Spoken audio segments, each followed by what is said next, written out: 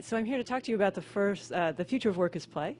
And as I said, I am a game consultant to the game industry. I make games more fun, and I'm the leading expert on emotion and the fun of games.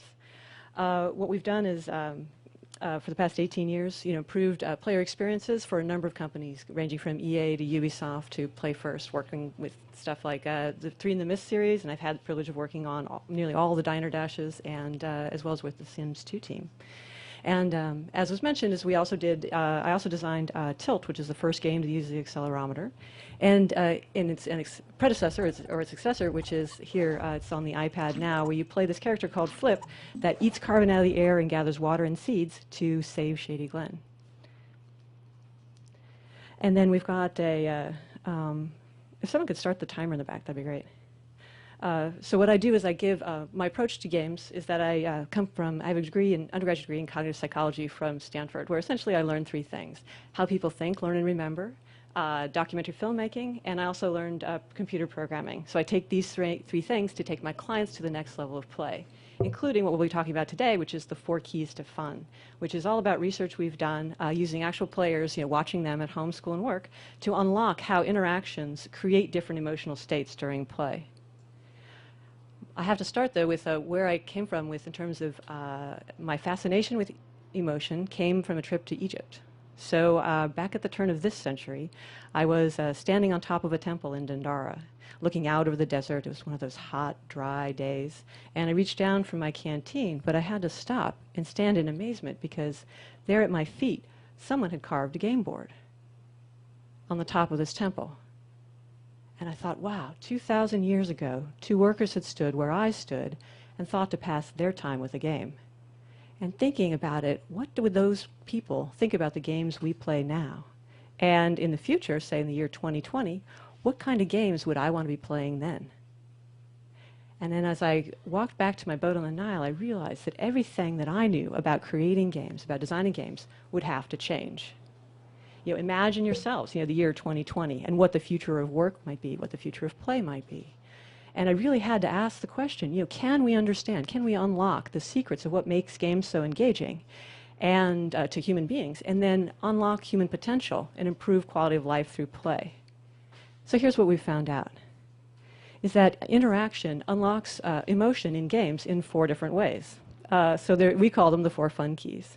But there is this hard fun of frustration that leads to fiero, that feeling of winning, that woohoo, I just won the Grand Prix. That feeling that just your body's on fire. There's no good word in English, so I use Italian, fiero, like the car. It just means that personal triumph is something that you've done, right? Then there was this other moments, though, other interactions. So this is interaction design. Other interactions were all about easy fun, more about curiosity, wonder, surprise. These emotions were also enjoyed by players. And then we had serious fun, which was more about relaxation and excitement and the actual getting value out of the play, whether it was relaxing after hard days of work or to get smarter. And then people fun. And what was really interesting about people fun is that there were so many emotions, more emotions in that fun key than the other 3 combined. And then we had amusement, amici, schadenfreude, things of gratitude, all of that. And what was really interesting is that people playing the same game in the same room actually experience more emotions than people playing that same game in different rooms. So there's something about co-located group play that unlocked so many more emotions, and that was really fascinating as a researcher and as a designer, so I wanted to find out. We don't have time to go into all the details here, but there are white papers, free white papers on our website, for Zio Design's website. But the takeaway is just imagine that you could take a paintbrush and paint like Velcro. You could paint on any interface. It doesn't have to be a game. You could paint on attention. And then you could color it with any emotion that you choose. And that emotion could match the task at hand. That emotion could also match your brand. So how did we do this? Well, we looked at, first was players. So we looked at measuring their emotions. So we measured them using Paul Ekman's facial action coding. We simplified it for games. So there were 7 emotions you can measure in the face, other emotions that you can measure in the body.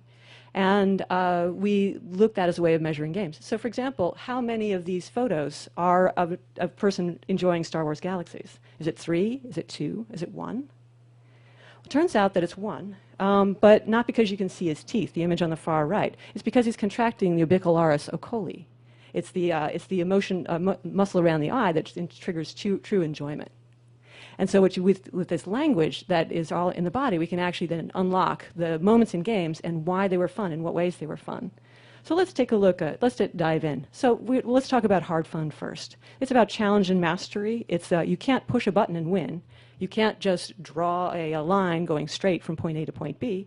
In fact, what you have to do is you have to experience some challenge, right? There has to be some kind of ramp, some kind of, yes, I've got to overcome something. This is the antithesis for usability, right? You want to reduce challenge. You want to reduce frustration. But to enjoy a game, it's got to actually make you frustrated. Basketball wouldn't be fun if the hoop were this big, right? The basketball is fun because the hoop is narrow and up high, right? And so what we're building on what TEDxSoMa was first to discover is that there's a balance between player skill and game difficulty. Okay, and we've added some emotions based on our research. But if you imagine, if you play a game and it doesn't get hard over time, you're going to quit because it's too easy, right? But if it gets hard too soon, then you're going to quit because it's too frustrating. So you want to be in this perfect, what TEDxSoMa calls the zone. Now, the only way, though, you can get the feeling of winning, at least in our research shows, is that you've got to frustrate the players so much that they're ready to throw that controller through the window. And that's when you see that moment of, woohoo, that's when the arms go up, that's when it looks like this. You know, that's like, woohoo, I got it. And so what's interesting is that some emotions have prerequisites. And we have to, imagine, now this workplace of 2020, how can we not only make things usable, how can we make them much more satisfying? How can you feel a job well done? How can you feel that sense of, I really did something hard? How can you enhance that sense of mastery through the tools and the work situations that we put people in? Now, of course, as we know, there's not just one fun key. There's also other ways that people enjoy fun. So there's easy fun of exploration and role play. So in a sense that, as any good designer of a racetrack knows, a race is much more fun if you add curves. Now, that's not just to add additional challenge. It also adds novelty and exploration and the ability to interact with the environment in ways outside of the main goal itself. In fact, best-selling games tend to have 3 of the 4 fun keys. Best-selling games like Grand Theft Auto, at any point in time, you get a plate glass window, a freeway exit ramp. These aren't part of the main mission, but it's up to the player to see, like improv theater, well, what happens when I interact with them? So these moments of easy fun increase engagement by adding new emotions like curiosity, wonder, and surprise. I like to think of easy fun as a combination of the Wiimote, the fun of waving a Wiimote with the immersive fantasy of, like, say, Fantasy Island, and just the sheer joy of fun of something like Bubble Wrap. So Bubble Wrap is sort of the easy fun of game design, and systems that have more engagement. If you think about it in your own life, the last time you went to a Japanese garden, they add novelty to the paving stones to increase, that make that process of walking through that stone, over those stones, more engaging. It brings you here and now. A Splinter Cell player shoots a hole in a fish tank and watches the water come out. Look at how his expression of curiosity changes to one of enjoyment, of delight, once the water stops coming out, once it reaches the level of the hole. So you can see that?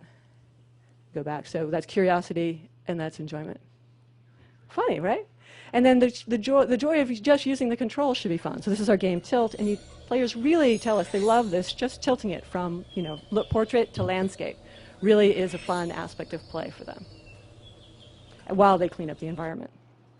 So imagine in the workplace, your work needs to be easy fun too. We need to explore curiosity, wonder, and surprise. Now, if easy fun is the bubble wrap of game design, well, then serious fun is more like games as therapy. So it's the reward for playing. It's changing how I think, how I feel, and how I behave. I play Brain Age to get smarter. I play Dance Dance Revolution to lose weight. These are all real things that players are already using to change how they interact. It's kind of like the Carpet Swiffer here by Idea, one of my favorite product design companies. It actually shares a lot of features with Bejeweled. Both of these systems do a lot to, they have the same goal, collect all you can, and then they've done a lot in the interaction design to enhance your sense of progress as you go along. For $6, you can collect as many free rubies, diamonds, and sapphires as you want in Bejeweled. But on the iPhone, for 99 cents, you can get as many apps as you want. So there's some collection and completion mechanics that again create engagement, that increase it increases your engagement and your interest in continuing that activity. But it's not just points, and it's not just money. that increased engagement as well. It's connected to a deep sense of values. And this is very important in the work context as well as games. So players tell us, for example, in Tilt, that the environmental message and the ability to, and the fact that it's nonviolent and that I'm cleaning up the environment and it's educational for my kids, all of these things really resonate with people and resonate with players, and then that's part of the play experience as well. That adds another emotional layer, another form of engagement to them. And so we've got, for example, we just did a Tilt Mob Challenge around Earth Day, and we gathered 350,000 points to clear the air, quote unquote, from the volcano in Europe. And it was fascinating how just, over that many players, just playing a couple levels, we could gather that many points. And players felt really elevated and interested by that opportunity to work together, this sort of mass action, just everyone doing just a little tiny bit. Well, imagine, workers need serious fun. You need to be excited. You need to be learning. All of these things need to happen in the workplace, not just making things easy to use. You've really got to make it compelling. The last thing we want to talk about, though, of course, is what people value most out of games is friendship. This opportunity or the excuse to hang out with friends. And here we've got, as anyone knows, games are just much more fun once you bring your friends along. There's a lot more competition and cooperation, a lot of wonderful emotions. In fact, what makes us social creatures are these social emotions.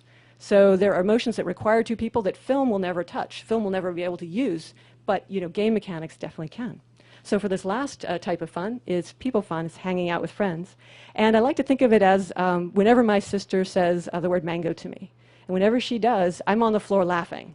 You might say the word mango, but I'm not going to crack a smile.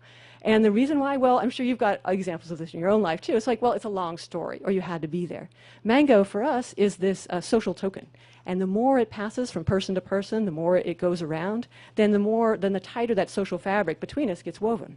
My mother would love to know what the word mango means, but we're not going to tell her. Right? And so for social emotions, there's this bonding process. Technology can facilitate this. For example, the reason why we got 250,000 visits on our game Tilt that I designed with Joe Hewitt at iPhone Dev Camp is that it was great over-the-shoulder play, great over-the-shoulder demo to someone. And so there's a really interesting social mechanic that's involved in viral distribution. And what we found is that the emotions around an iPhone, the actual interaction design of an iPhone has a strong social profile as well. In a sense, if I share my photos with you, the gestures, the sliding, the pinching, the zooming, if you did those gestures on the back of my hand, we better be on a date or something, right? So, it's basically players tell us, this petting my iPhone makes me happy. And so it's not surprising that we see so many things like on Facebook, so many games on Facebook such as Farmville. People plant and pet games because they all have the social emotions that people are on that platform, Facebook, to do, right? So there's an interesting match that needs to happen between the emotions and interactions. You can also create art that emphasizes this, such as these things of Tilt. But what we're really looking at is it's so much fun to just play together. They're just having fun. Just moving together is really great and engaging. And so it's not even the game, it's that social interaction. Now, if you think of in